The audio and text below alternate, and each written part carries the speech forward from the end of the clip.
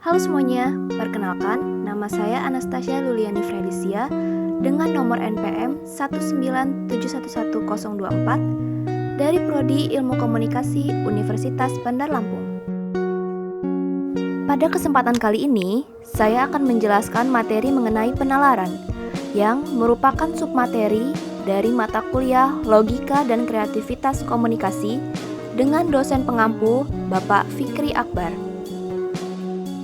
Pertama-tama, mari kita membahas tentang arti kata penalaran berdasarkan asal bahasanya. Dalam kata bahasa Inggris, penalaran berasal dari kata reasoning yang berarti pemikiran. Dan dalam bahasa Belanda, penalaran diambil dari kata redenering yang juga berarti pemikiran. Sehingga dapat kita simpulkan bahwa penalaran erat kaitannya dengan pemikiran. Dalam arti kata lain, penalaran merupakan suatu proses dalam akal budi yang berupa kegiatan menghubungkan satu pikiran atau pikiran-pikiran lain untuk menarik sebuah kesimpulan.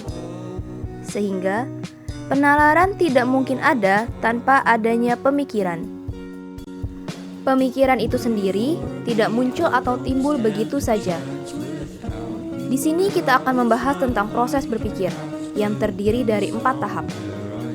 Yang pertama ada tahap akal budi, yang kedua ada tahap kalimat yang utuh dan bermakna, yang ketiga ada tahap perkataan, dan yang terakhir adalah tahap penalaran. Kita sudah tentu tidak asing lagi dengan kata-kata berpikir. Dapat dikatakan bahwa manusia menghabiskan satu harinya dengan berpikir. Tapi, apakah kita benar-benar mengetahui apa itu proses berpikir? Dipandang dari sudut bentuknya, proses berpikir adalah rangkaian pernyataan yang tersusun atau tertata dengan cara-cara tertentu. Dimulai dari proses akal budi yang menggerakkan satu pikiran ke pikiran lain, membentuk sebuah kata-kata yang dirangkai menjadi kalimat yang utuh dan bermakna.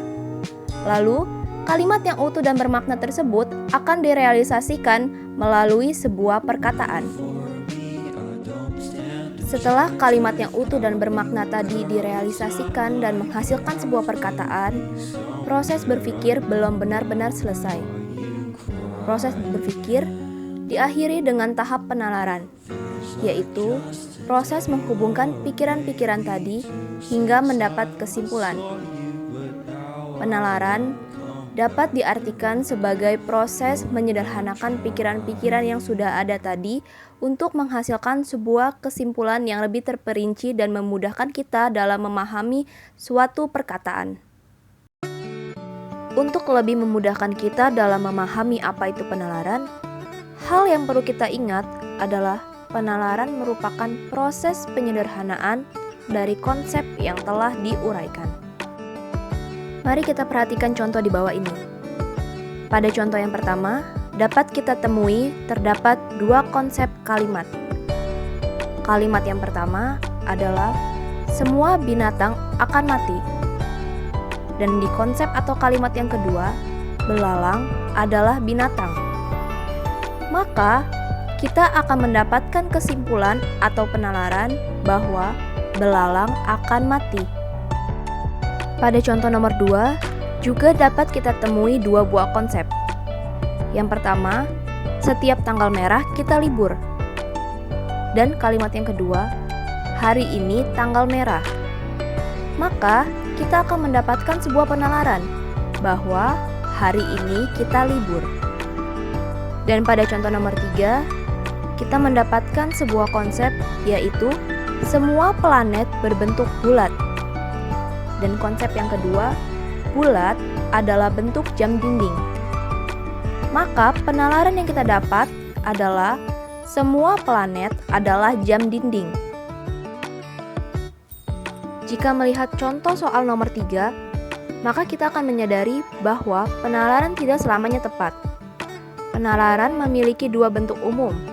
Ada penalaran yang tepat atau disebut argumen yang valid, dan ada penalaran yang tidak tepat atau disebut dengan argumen yang tidak valid. Untuk lebih memahaminya, perhatikan contoh di bawah ini.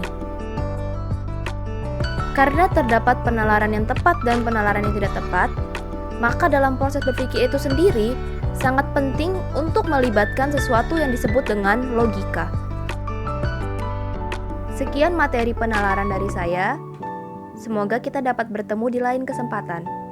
Akhir kata, saya ucapkan terima kasih.